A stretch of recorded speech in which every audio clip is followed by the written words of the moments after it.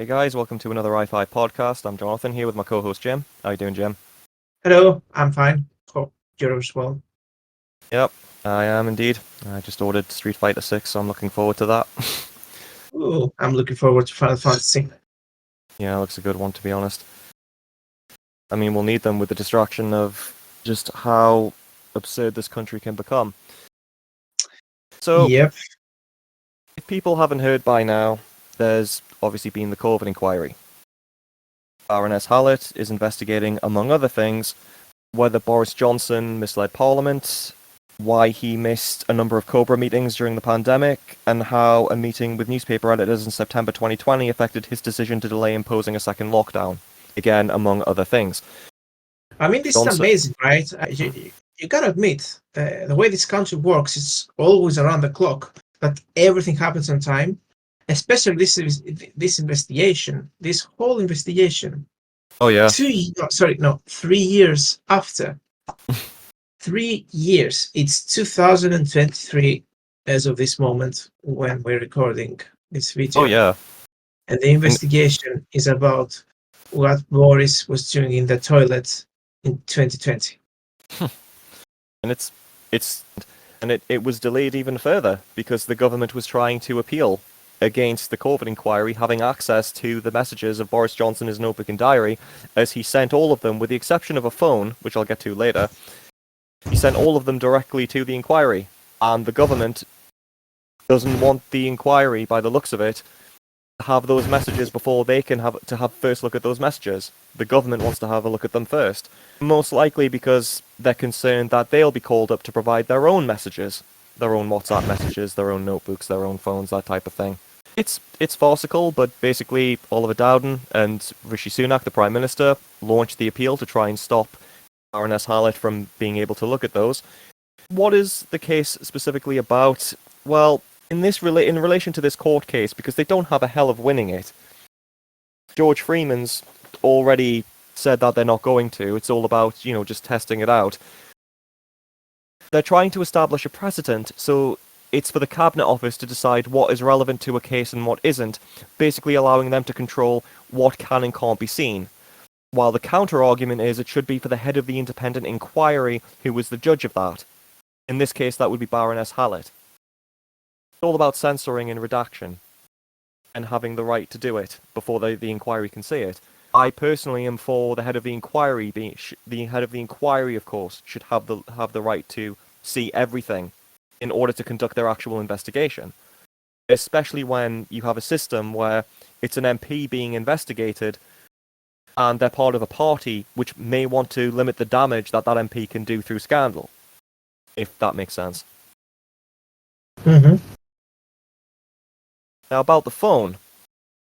Johnson, a few years prior, had left his mobile number online on a think tank forum or something, which meant that his phone became a security risk because he'd left his phone number on the internet. He was instructed by security advisors to have the phone switched off at all times, meaning the WhatsApp messages on that phone can't be accessed. Now, That's technically wrong. There's also the Windows app and the web app, which allows you to access your WhatsApp messages without having your phone on, providing you have logged in before you close your phone. But see, he may not have done that. I'm pretty sure he did. Yeah, but regardless, yeah. But it's just that's what we cannot say whether he did or not. We cannot prove that. But I'm just saying that there is a way.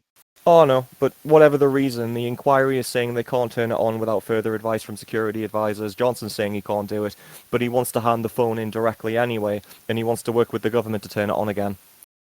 And the WhatsApp messages on there are basically inaccessible right now until something's done with that. They're actually from some of the earlier ones in 2020 as well, during the height of the pandemic when the first lockdowns were going through. But it's the same with Matt Hancock's. Matt Hancock omitted his 2020 messages to Isabel Oakeshott when she did the pandemic diaries. So, I mean, you could come to the conclusion from both of those omissions that there's something that some things happened during 2020 that they don't want in the public eye. Well, yeah, there's a lot of things that happened in 2020 that they don't want in the public eye. Oh yeah. But They what? were all pleading that we're all in this together, and turns out that we Mm, weren't. Of well, course, yeah. any politician says we're on the same boat and we're all on this together. Mm. It means nothing because we actually are not all in this together. But yeah, case in point. Oh yeah, I mean that was going to be the next point, to be honest. But whatever the reason, the security advisors are basically saying that Johnson can't turn on that phone. I'm afraid Jim and I don't have more information on that, so that's simply what's being said. And Johnson's already offered to give it to the Cabinet Office and the inquiry and asked if he can work with them to turn it back on. Beyond that, I don't know what's happened with it. So, and I imagine as well, if he did have access to them, the inquiry, because the inquiry pretty much has it in for John. Well, I'm not going to say they have it in, but the media certainly has it in for Johnson. And I was going through all the left-wing papers and things, and I imagine if he could get access to those messages through the window thing you were saying, they probably would have commented on it. But like I said, nothing more is being said on that. So for now, it looks like those messages are staying on that phone. But obviously, we go into why are the government doing this, and this, to be honest, this gets onto the problem of WhatsApp as a whole in government. You probably know more about this than me, but WhatsApp, it's not really the most secure thing. Yeah, There's been a couple of hacks in Westminster already. yeah. Even WhatsApp itself at some point admitted that there were leaks and security risks. They may have been patched by now, but Mm. back in 2020, there was a big. Well, it wasn't as safe as it is now. It was even more dangerous back then. And that would be the height of the lockdown as well. Hmm. But yeah, I'm just saying, like I said, saying WhatsApp, it's not the most secure thing. Yet a lot of government interaction is done via this, which is obviously even more concerning, especially when you leave your phone number online and you're a government prime minister. I don't see an issue with that. But yeah, why would the government be doing this, trying to stop the inquiry having these messages, these notebooks, before they have a chance to redact them? Because obviously there's stuff they don't want getting out. For example, Rishi Sunak was very skeptical of the lockdowns coming at the expense of the economy. His Eat Out to Help Out scheme, which, backfired massively and caused more COVID. It had caused more of a COVID spread rate. Sorry, it increased the COVID spread rate. It could, and as I say, it could lead to the inquiry asking them to reveal or hand in their phones and hand in their notebooks. And a big thing that I would like to talk about as well, unless you have something else you want to say about that, Jim. Yeah, no, no. A big one is that whenever there's whenever there's WhatsApp leaks, whenever anything to do with WhatsApp gets out, it spills into a lot more. It spills into a lot more scandals because more is learned from the WhatsApp messages because so much is done on here. So, for example, stuff that came out of Dominic Cummings' leaks that was quite harmful. WhatsApp messages to do with the Greensill scandal, which I'll get into in a minute, to do with David Cameron, which led into lobbying, and then led into another scandal, which then led into nurses being underpaid. So it led into several scandals, which brought back into the limelight issues that the Tories thought, would be forgotten about. It showed inner turmoil in the actual government, Johnson calling Matt Hancock fucking hopeless, back when he was health secretary. And also, apparently, we've learned that in Westminster there's a lot of profanity, low-level swearing Would have guessed. in their interaction. So, David Cameron and Greensill. So, what was Greensill? So, David Cameron was exposed over Greensill and lobbying as a whole when it was brought into the light, with calls for it to be more transparent. Cameron was basically found to have been trying to exploit private contacts with former government colleagues for his own benefit. He and his staff sent on private channels 45 emails, texts and WhatsApp messages concerning Greensill between the 5th of March and the 26th of June 2020. Among these were 9 WhatsApp messages to Chancellor Rishi Sunak and 12 text messages to Sir Tom Scholar of the Treasury, the Treasury's top civil servant, Cameron is estimated to have pocketed 10 million from this. Greensill was an organisation that provided a service called supply chain financing. Because of this, it technically wasn't a bank and was not under any kind of regulatory oversight. Consequently, it kept on providing more and more financing, with no one telling it to stop. Naturally, it went bust. Cameron lobbied the government and the Bank of England to include Greensill in its pandemic loan scheme, which was designed to help businesses survive short-term to mid-term troubles caused by the pandemic. Again, just to emphasise, Greensill didn't have its financial problems because of the pandemic. It was going under before that. Cameron just tried to get it into the system of getting a loan to basically get more money from his friend. Greensill was on the way out long before the pandemic, but Cameron lobbied to get it back on the scheme. Lex Greensill, the owner of Greensill, had politicians in his back pocket, and WhatsApp helped expose all of this. But at the same time, it exposed how WhatsApp facilitated it. From this, you had the wider issue of cronyism that was exposed, as Cameron had made Greensill an advisor when Cameron was a prime minister, and then when Cameron left the office, Greensill gave him a job. And again, obviously, these could be videos in themselves. It backs up the idea that more and more scandals came from this. I mean, to put it bluntly, just to give a few more examples as well. While Greensill got no money, and it has to be said, it didn't get any money from the loan scheme. It's the fact that the attempt was made using abusive contacts within government. It also, there was also Matt Hancock who pushed for that also pushed to have a Greensill app on NHS workers' phones. It was to do with being able to get their wages 24 hours earlier or something like that. And aside from the lobbying, it just exposed why would nurses need an app like that, because they're not paid enough. So I'm not surprised that the government is concerned about Johnson's WhatsApp messages. That the government is concerned about Johnson's WhatsApp messages getting out. What do you think? Sorry, about what exactly? If all of that came out from the Dominic Cummings leaks, imagine what's going to come out of Johnson's. Oh yeah, we can never know. I mean, it's quite clear that they're trying to censor stuff. I personally think the security argument is bullshit. Same. They're covering stuff up, but during the pandemic, especially because they were telling people they need to stay inside, shit has hit the fan, you need to protect your families by staying inside and whatnot. They were promoting both the vaccines and the lockdowns, so God knows if they were saying their own opinions on WhatsApp or the actual facts of what was happening. If this were to leak out.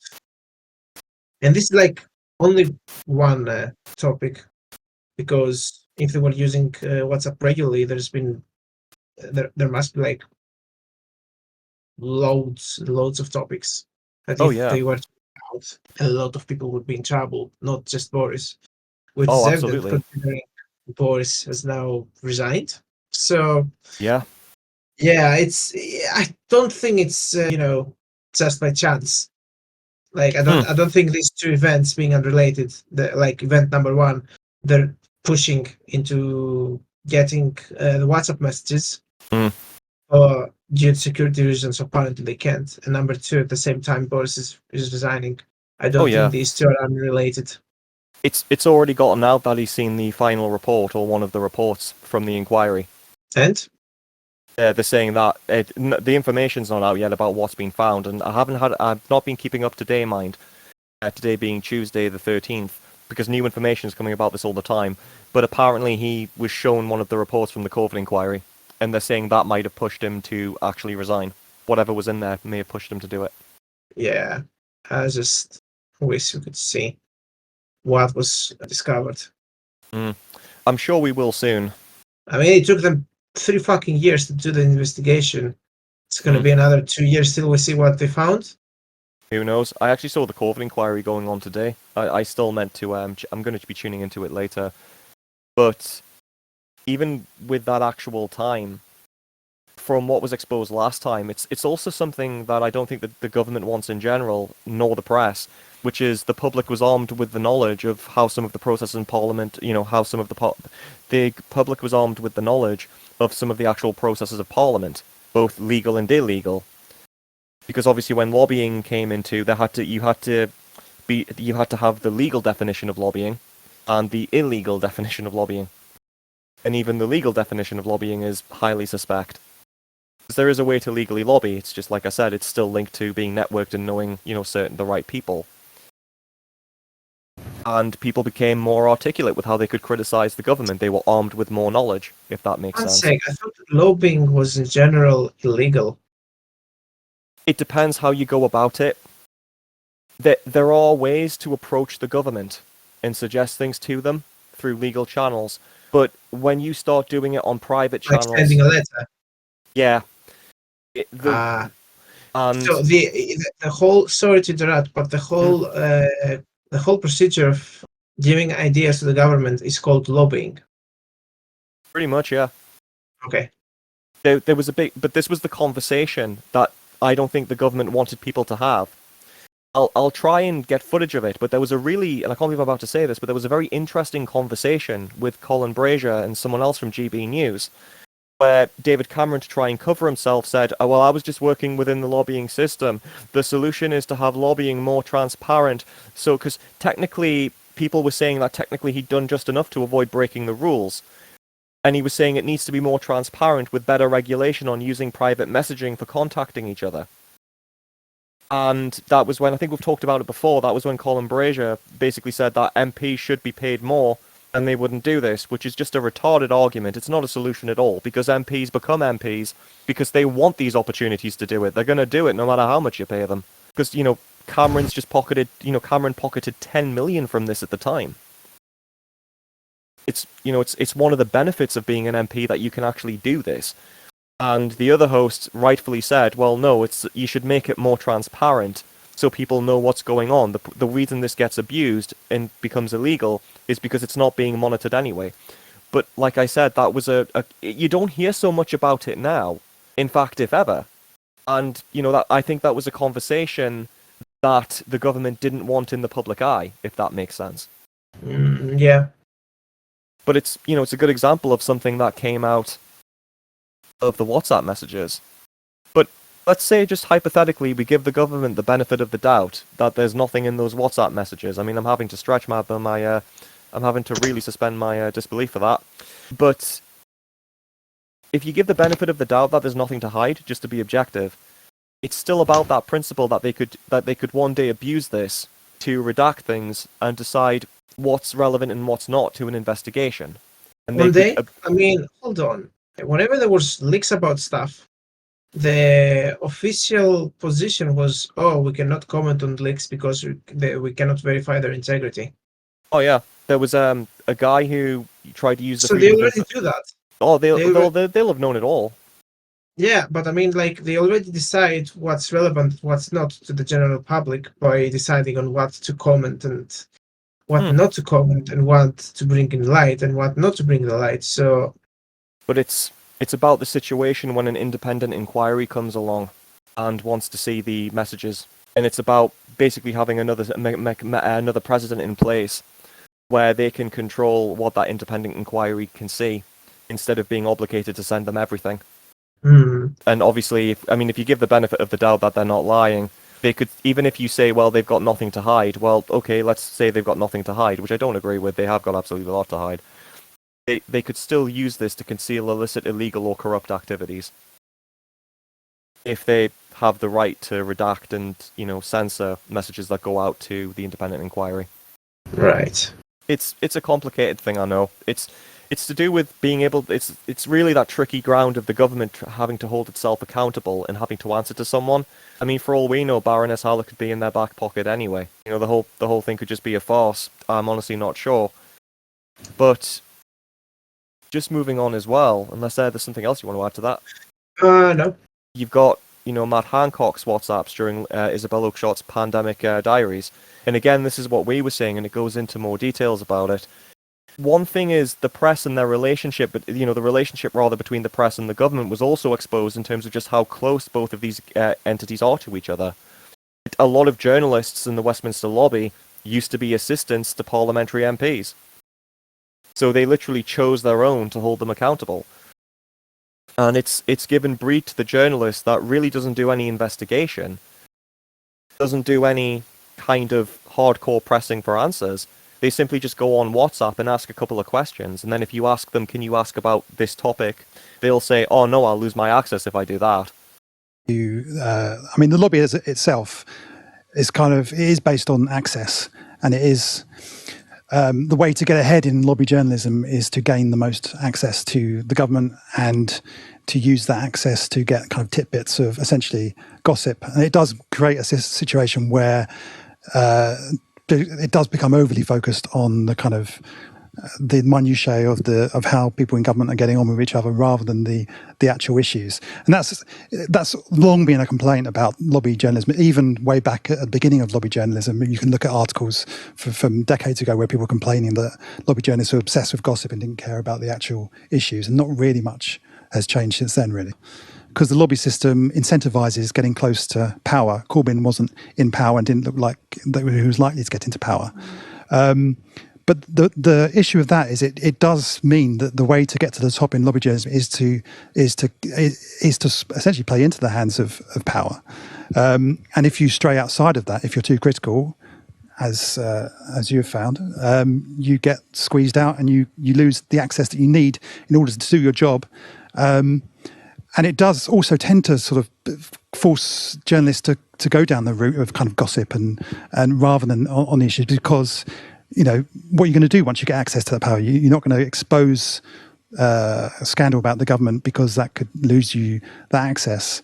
In fact, I was speaking to one lobby journalist recently who said that they were actually asked by their desk to look into some rumours about Liz Truss that have been doing the rounds, and actually turned down the opportunity because they said, if I do that, that will kill off all of my contacts in the government. So that's not even sort of, you know, shadowy figures from top telling journalists what to do. It's just a natural fact. I don't actually blame the journalists concerned for that, because that's true. If they did pursue that story, they probably would lose a lot of their access and their career and their position would be threatened. So you basically have toothless journalists who have limited access on WhatsApp and basically become rich because they have that WhatsApp connection or that contact book connection. And yeah, apparently, sounds about right. Yeah, and apparently WhatsApp really exposed how compromised the press is. The ones that Oakeshott chose to get out were the ones exposing George Osborne, former Chancellor of the Exchequer, now an editor for a newspaper in London, basically negotiating with Matt Hancock to put things on the front page. And basically doing him a favour, saying, like Matt Hancock saying, I need to, you know, really push the figures for getting vaccinated. And George Osborne saying, yeah, we'll push that narrative type of thing. I mean, he didn't say it in those words, but it's still troubling that, you know, you've got that connection to the press, that the government has that connection with the press, that former employees of the government are becoming journalists, whether it be the Chancellor of the Exchequer or an assistant to an MP, you know? Yeah. Because, let's be honest, you can do favours for people and get those jobs, but just to carry on, a lot of people can be dragged down if they are exposed in these messages.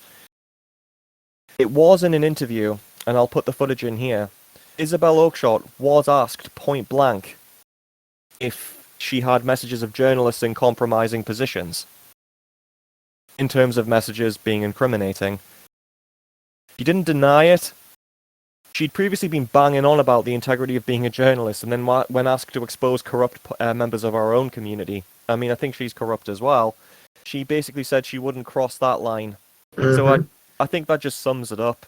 Many more of these messages than we have, and only some of them have been made public. Are there other messages in this cache of WhatsApp files that concern media figures? I mean, have you read messages from journalists to Matt Hancock that they would not like to be published?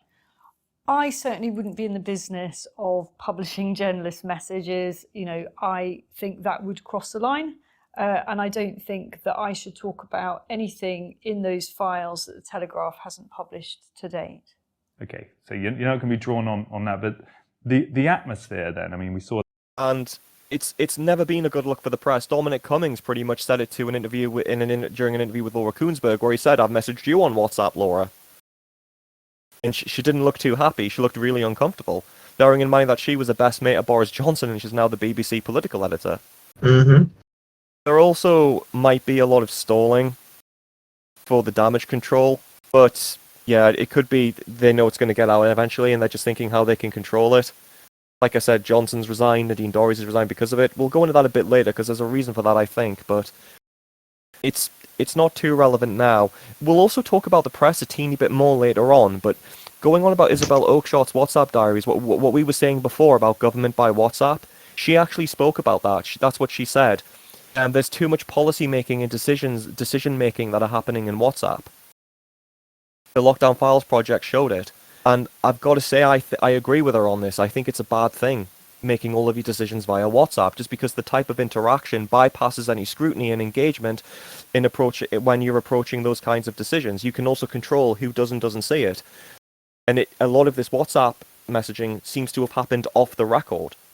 So Yeah. you've got policy making. When you have a meeting and you have politicians who are talking and there's scientists and other experienced personnel there, then it gets the scrutiny, it gets discussed. When you're just having a couple of dudes in the government talking about this over WhatsApp, there's not really a lot of thought going into the policy. It's quite dangerous, Mm.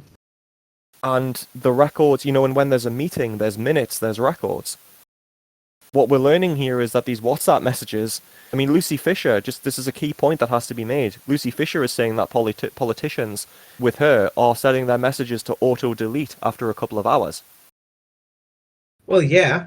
Yeah, so they're having these official policy discussions and then covering their tracks and deleting all record of the conversations. You know who else does that? Reese? No, drug dealers. Yeah, pretty much. Sorry, I've been talking for a while. Is there anything you want to say on that? No, you pretty much covered everything. Yeah, like I said, I don't agree with Oakshott on a lot of things, but I do agree with her that, it's a bad idea. One other thing I'd like to say as well is it gives ample opportunity for them to use the personal nature of WhatsApp messages as a fucking shield, which is what we've seen. They've said, oh, we don't want to hand over all of our WhatsApp messages. Why? Because in the same conversation chains, like how you have WhatsApp chains, like the messages can go on for donkeys. Mm-hmm. They've been talking about their family members.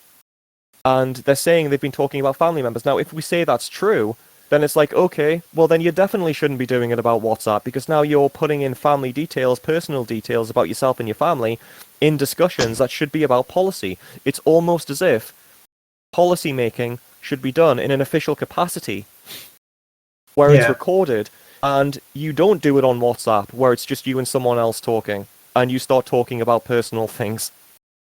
We've all been in the meetings when you're in the group, and you're there talking, and you do talk about some personal things, but then you stop once the meeting officially starts, Because obviously the minutes are recorded, the conversations are recorded, because it's for the record. And this is what happens when things are discussed off the record. It gives people shields to say, well, I can't hand in my messages when I was discussing this policy making with this person, because I talk about my family in it, so I need to redact lots of things. Well, that's a lot of redactions. Yes, we talked about my family a lot. Do you know what I mean? Yeah. And what I mean by that is, just to be clear, you could basically redact a lot in the conversation also, saying it was all to do with personal details when it was to do with why you chose the policy, no matter how bad a reason it was. So, yeah, just to emphasize, it's just a stupid idea, combined with what was said before in the lack of security. Yeah, it really is. I believe no one is actually believing that there's a security reason why they can't release these WhatsApp messages. Everyone knows it's just buying time and delaying it. Hell, this fucking investigation took 3 years to make. Yeah. Like, why bother now, and why not do it when they were supposed to do it, which was 3 years ago? Oh yeah, because Johnson was Prime Minister and was in control, and he was filling cabinets with he was filling these organisations with yes men. He was doing everything he could to hide behind his position and stall it. I'm sure he was threatening people at one point. Wow. And if you were threatening people, how much you want to bet that some of these threats were sent in WhatsApp messages? oh yeah, and to be honest, I've got no evidence of this. I have heard in the past it said that he's had journalists beaten up. Wow.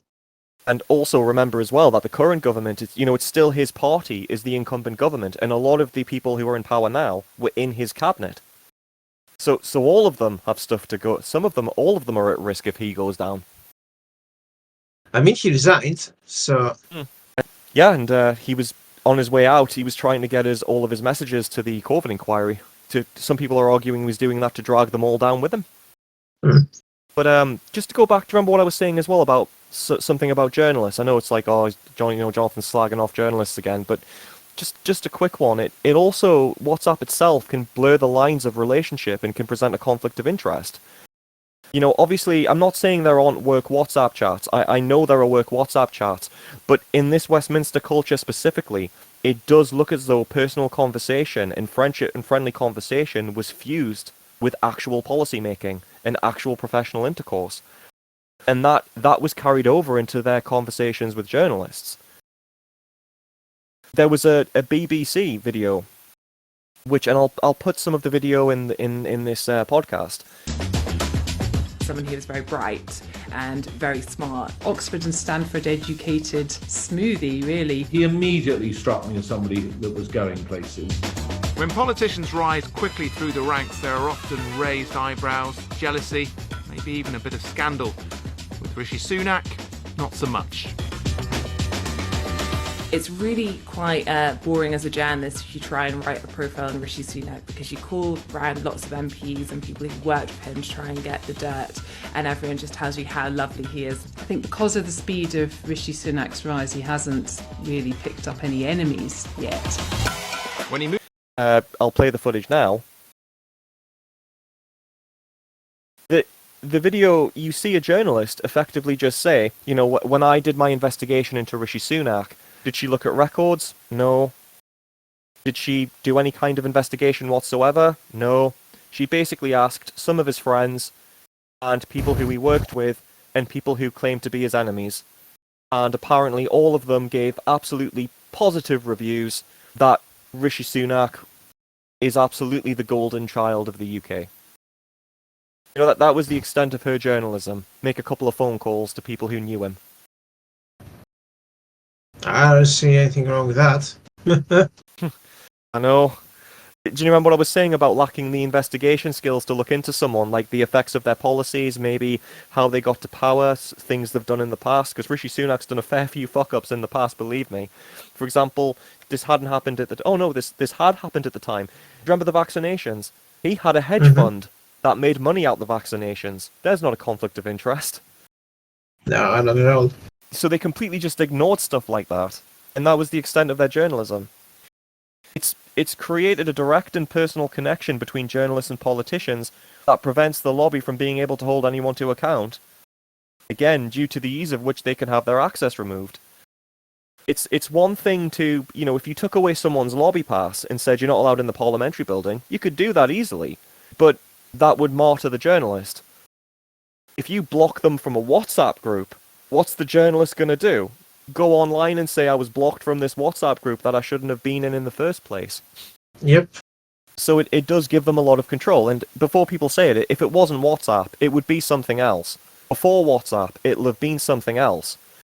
It's just WhatsApp is the current thing they all use. Yeah.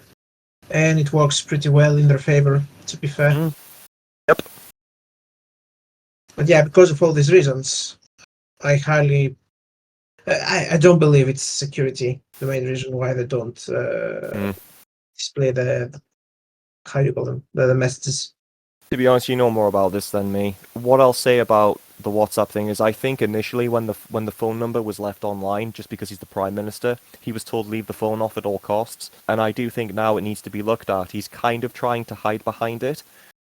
And I probably think it's the Cabinet Office saying, oh, no, don't turn on that phone, it's a security risk. But I would have thought, let's give the benefit of the doubt, right, that it's not on PC. I would have thought there'd be some way to turn that phone on in a secure way in order to get those WhatsApp messages. Oh, there's definitely a way to do that. Yeah, I would have thought there'd be something you could do. For anyone thinking, well, maybe they're telling the truth, remember, Johnson for a long time did not want this phone switched back on, and the Cabinet Office do not want what's on that phone to come to light. And Matt Hancock omitted to give his actual WhatsApp messages from that era, that part of the year from 2020. He refused to give his messages over to Oakeshott. So there's stuff there that none of the players want getting out. But apparently Johnson's now willing to let it get out, but it's not in his hands as to whether it can be turned on or off. I mean, it's literally not in his hands. He's looking to get rid of it. Just another thing, on the back of the WhatsApp messages and the fact that they pose opening the phone to retrieve those messages poses a security threat. There are definitely ways to do that. For example, you could get the SIM card out and then you could connect the phone to laptop or computer, which doesn't have to be connected to the internet, and then you can load up a VM.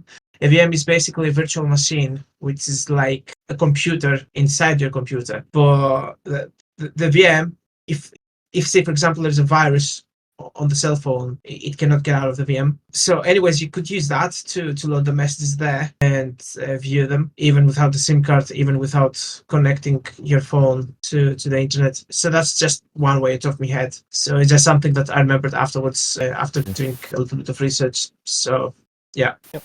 Just wanted to add that. So just in a nutshell, basically, if you can, obviously you're really good at this kind of thing and you specialize in it, does it stand to reason that security services and government programmer people could think of a way to get around this? Yeah, like, to be honest, you could get the messages without even turning the phone on, because most people have WhatsApp at least in more than one device, usually your cell phone and your personal machine or laptop, because it's just convenience, really. But on the off chance that you don't, WhatsApp, 99% of the cases also stores the messages on your phone.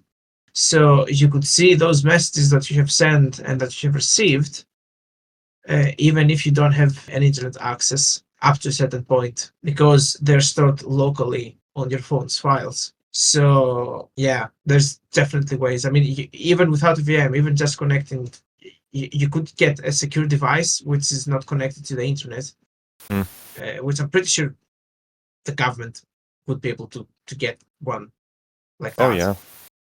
And then you could at least look on the files of the phone to retrieve some of the messages, and then you could attempt to connect the phone to the internet even without the SIM card, because you don't need a SIM card to connect to the internet, as far as I'm aware. You could have like secured Wi-Fi network to try it.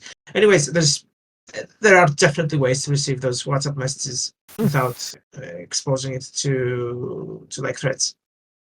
Oh yeah, sounds it. I mean, it makes me wonder as well, it's just occurred to us, it makes me wonder if there's ever going to be legislation where a government can actually request the messages from the company itself. That's an interesting point you're making. I can't remember if part of investigations, there have been inquiries to provide emails and such from like Google, for example, or even Facebook. But yeah, it's a very interesting topic. We'll put it on the list, but yeah, like you say, it sounds like the government clearly has options where they could access that phone. Yeah. But just to reference as well, when I said that the Westminster lobby often refuse to investigate things because they'll lose access, that came from Eva Santina during a Navarra video conference where she basically went into that. I'll play the footage here. So we're here at Labour conference. We have been told that we will not be allowed to go to Conservative conference. We were also not allowed to attend the latter half of the Conservative hustings. And at the time, it was because we were told on a phone call that our coverage wasn't favourable or something of the like. And I tweeted it and then got a very angry response from CCHQ, because obviously that should be a private conversation of we're banning you and restricting your access and no one else should know about it. But anyway, it turns out that quite a few outlets have actually been banned from the Conservative conference that's going to take place. And essentially what that is kind of like a hangover, I would say, from the Boris Johnson government, where you were kind of allowed to pick and choose who you were giving information to. And actually, as a journalist, it doesn't really restrict me, because I'm not really that interested in like the minutiae of what's going on, between like the Prime Minister and their spouse. So I don't get those tidbits. But what you can do is you've got more freedom. Like, well, these people already really dislike me and they're not going to give me anything anyway. So I might as well just kind of go full pelt and write whatever I'd like to. Or I'll inject it in at the time of saying it when I do the editing. But she's also a lobby accredited journalist who actually explains that a lot of the hacks that work for, say, Talk TV or the BBC, they'll just sniff for truffles around the halls of Westminster, looking for any bit of gossip that they can get.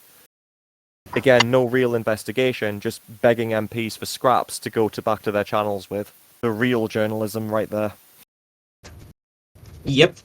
Further past issues with WhatsApp. Now, one thing that Jim and I also found, apparently, and Jim, I think we were talking about this, apparently there are guidelines to do with using WhatsApp, which, before we get into what they are, there are guidelines that actually integrate it into government policy.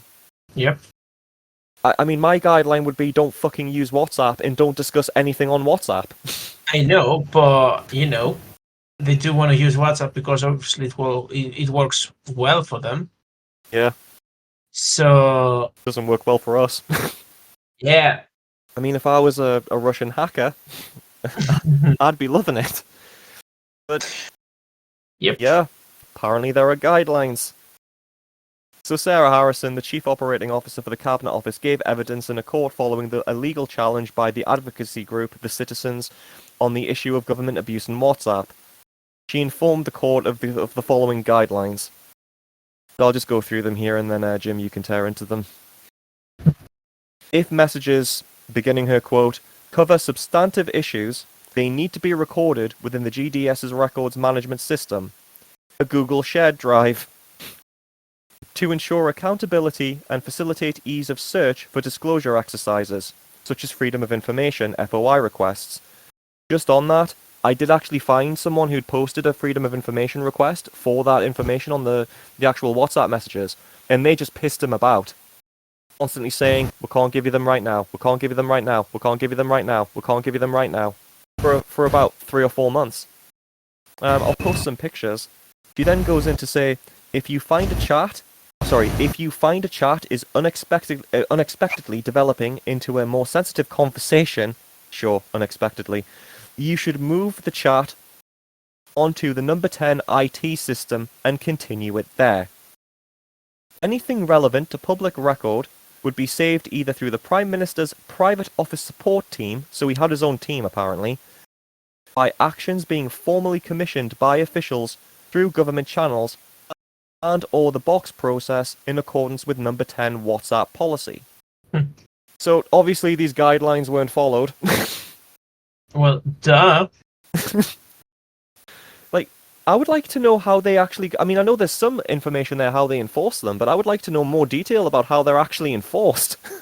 You can't really enforce anything unless you have some sort of software to monitor the phone of each member of the parliament. You cannot enforce it.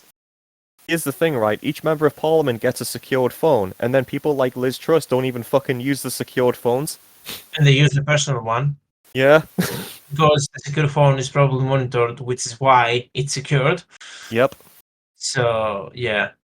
It's almost as if in an ideal system, if you want to be a government minister, really you shouldn't be doing illegal, corrupt stuff. You should want to not do that and use your secured phone. Obviously, this is the real world, and as I said before, people specifically go into number 10 Downing Street to do stuff like this. Make no mistake. Whenever there's lobbying, whenever there's these kinds of deals, both the Westminster lobby and the politicians make a lot of money out of it.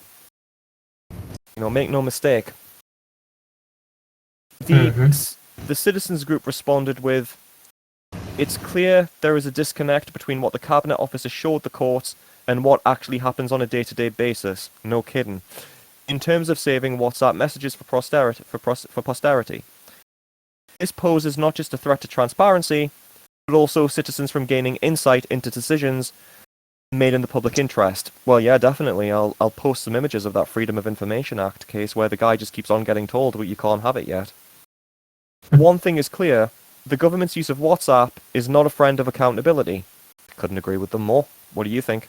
Yeah, I agree so far. Yep. Maybe it would be smarter of them using Snapchat, because Snapchat has the inbuilt functionality of deleting the message after a period of time. Yeah.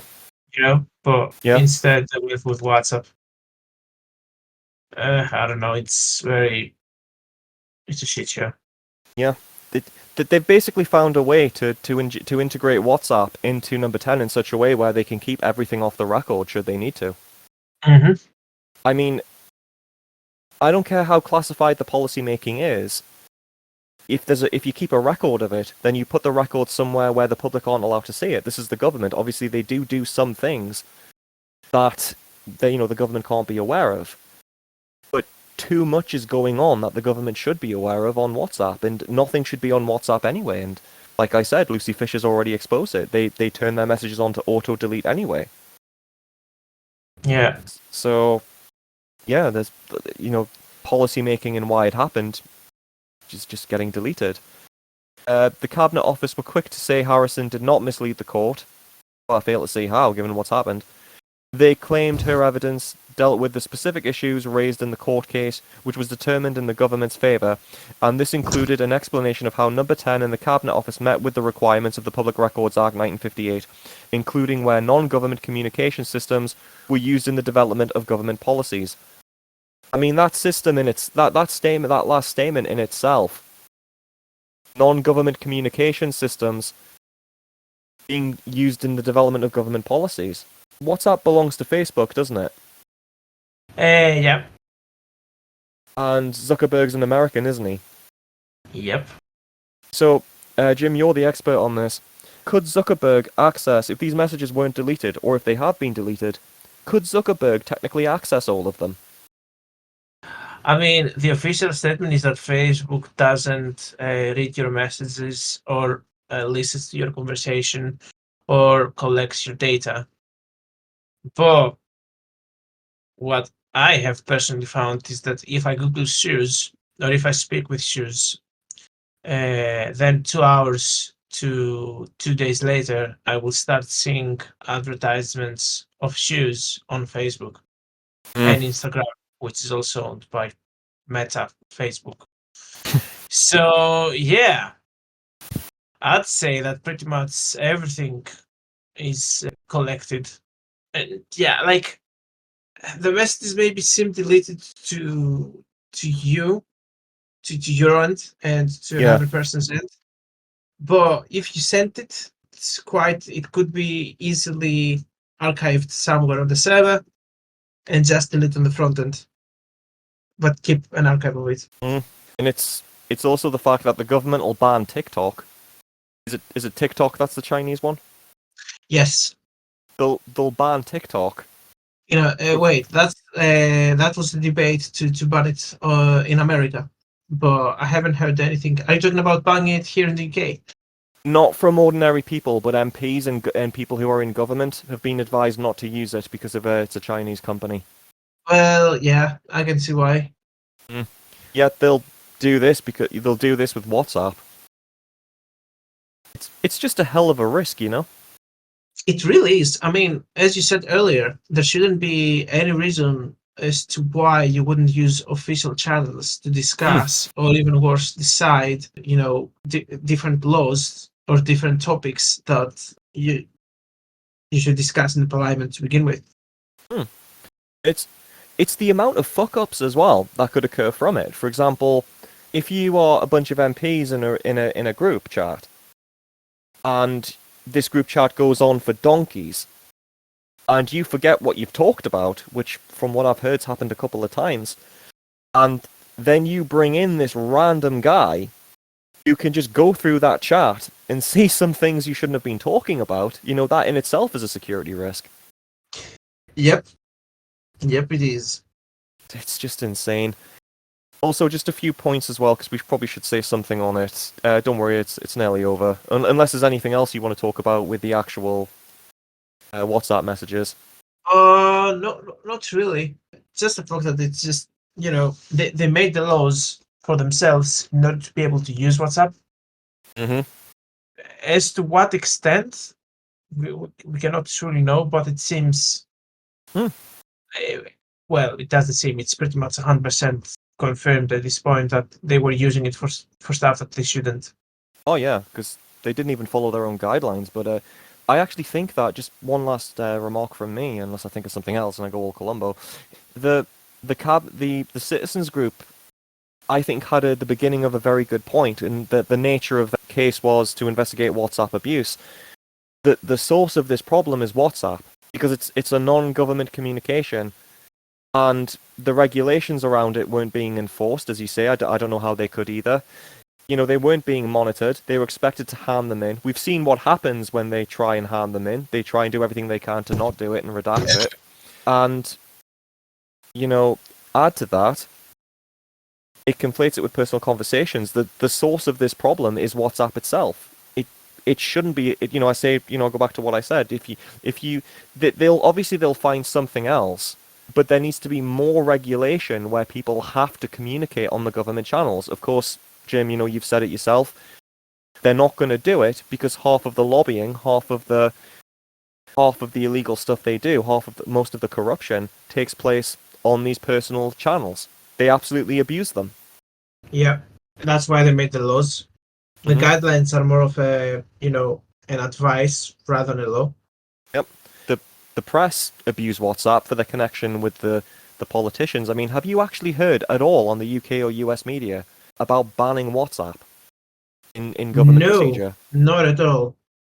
I mean, Same. US media wouldn't expect it because Meta and Facebook is like an American company. But I do know that Facebook and WhatsApp, I think it's banned in the like China. Or if it's not banned, it's definitely monitored. Oh yeah. I mean, that could be just because of American moves on TikTok, so the Chinese have done it to Facebook. Possibly. But yeah, I fully agree. And the thing is as well, just one last example. This is from basically a lot of Talk TV's videos have been delisted because some of them got such low views. They didn't keep them on the channel. So I'm afraid I can't get the footage for this one. But there was once when Tom Newton-Dunn was basically having a joke with Kate McCann, the Talk TV political editor, and basically said to her for a laugh, you better get up on those, you'll be all night on those WhatsApp chats, Kate. And she just laughed it off. And I just thought the lack of awareness. Yeah. I mean, they don't care. They know they will get away with it. Oh yeah. So they don't care. Yeah, like I said, yeah, they'll absolutely get away with it. But I guess that would be my bottom line from this. The solution, obviously I know it's never going to happen, but the solution to all of this would be to ban WhatsApp and don't let them replace it with anything else. But that's never going to happen. Does you have worst case, you could have an internal communications network. Yeah. That you could use only accessible for the people like in the government. But then you would also have record of all the communications, which would be accessible for low reasons. Yeah, I mean, but even that can be abused. Oh yeah, yeah, it's. Well, apparently, according to Harrison's statements, they already have that. They just didn't use it. They went to WhatsApp instead. Well, there you go. There you have it. Yep. And also the Google shared drive. I mean, the fact she offered that as a solution. But yeah. Obviously, the other things that happened, we'll touch briefly on this. This won't be very long. There's still lots of information coming out about Johnson's resignation. Just a brief overview, Johnson resigned. They think it's because he got some reports from this inquiry. Just one funny thing, Nadine Dorries, a Talk TV presenter who was a serving MP, she's now resigned formally. It's something like 10 or 11 in the morning, because Talk TV, basically with their dying views, are desperate for any kind of exclusive. In fact, the executive for Talk TV we're not a charity and we need more exclusives. That was absolutely a shot at the news desk. That was a shot at the news desk, the political editor, and some of the hosts saying, get us some exclusives. So they finally have one with Nadine Dorries. So you've got Nadine Dorries basically saying, I'm never going to resign. Nothing's going to happen. I'm going to stick to being an MP for my last 2 years. Then, later on in the day, she says something big has happened, and she's had to resign because something big has happened. Completely contradicting what she'd said on her own news channel earlier, and you can see the actual host basically saying, well, can you be a bit more specific, Nadine? Because we kind of need an exclusive here. We don't have a lot. We kind of need an exclusive. And she doesn't want to say why she's resigned. Of course, you and I know the big thing was Boris Johnson probably telling her he was going to resign. Now, why is that relevant? Because there were rumours floating around about 6 or 7 months ago that Nadine Dorries was looking into resigning anyway. I don't think she'd quite started Talk TV yet, but she was having side projects with the Daily Mail, and she was looking into leaving. And Boris Johnson wanted to stay an MP. Now, his current seat, Uxbridge, isn't a safe seat. In fact, the latest YouGov polls predict he's going to lose it. Now he can't run it. He's resigned, so he's not going to run again anyway. But had he rerun for it, he would have lost. The Nadine Dorries was suspected of wanting to resign her seat, which is a safe Tory one, to give to Boris Johnson. That's one of the things that are being suggested here. He's resigned from his current seat because he may not win it, amongst other things, and he wants to go over to Nadine Dorries' constituency and run in that one. Because he's still in the Tory party, I think. He's just resigned as an MP, so that's one of the things floating around there. Okay. Sunak commented yesterday saying that Johnson asked him to lobby for him. Surprise, surprise. In relation to the peerages, and he said no. Johnson's denied it, and like I said, more's coming out. So I don't really know what else to say beyond that. Yeah, we can only speculate, really. I believe personally that it's because of heat. So she resigned, and then later down the line, he will make his own party. Yeah, and or then join Reform. Nadine will follow as his right-hand person. Yeah. Which is why she also resigned. There was a third guy who resigned as well. He could join Reform, because he has no loyalty to the Tories. He's got no loyalty to anyone but himself. Reform is the other right-wing party, kind of like the Brexit replacement. They've got a bit of momentum behind them now. And Nigel Farage was actually saying that he thinks he can realistically get 10 or 12 Tory MPs to jump ship over to Reform. Oh, God. Yeah, so they could split the vote. Consequences of this? By-elections. There's going to be 3 by-elections. The third guy who stood down, they reckon he's going to lose this. They reckon the Tories can't win that seat. That comes from a YouGov poll. Boris Johnson's YouGov poll says that the Tories are going to lose that one. The only one that YouGov says that they actually stand a chance of keeping is Nadine Dorries' seat. So there's a chance that Rishi Sunak on his watch might lose 2 by-elections. That would do a lot to damage his position. I don't think he's going to go anywhere. But, obviously as well, Johnson resigning on the Friday, damage control, as the newspapers are going to talk more about his resignation than anything else. The weekend newspapers. But, yeah, is there anything else you want to say on that one? Actually, I pretty much said everything I want to say, and I think we covered the topic thoroughly. Yep. Just a disclaimer, we've not gone into Boris Johnson's resignation in great detail, mainly because we're just waiting for other stuff to come out. At the time, over this weekend's been really packed. We basically had this ready to record today, and then in the space of 3 days, you have 3 MPs resigning, one of which is Boris Johnson, and then you also have Nicola Sturgeon getting arrested. And Yeah, what's up with that? It's to do with the missing money. Oh. And she's been let go without charge. Uh-huh. So there's like what, 2 more videos in themselves? Yeah. So yeah, it's been quite the weekend. And Nicola Sturgeon, it's quite funny that Nicola Sturgeon, who hated Boris Johnson more than anything, probably would thank him right now for basically covering up the headlines for her, because I didn't see her arrest make that many front pages. It was all about Johnson. Yep. But yep, I've got nothing else to add. Jim, what about you? Okay, well, that was the i5 podcast talking about the inquiries. Thank you for coming, or thank you for listening, rather. My name's Jonathan, here with my co-host Jim. Hello. Yep. Remember to hit the trinity of the like, ring the little bell, and subscribe. Thanks for listening, guys. See you in the next one. Bye, guys.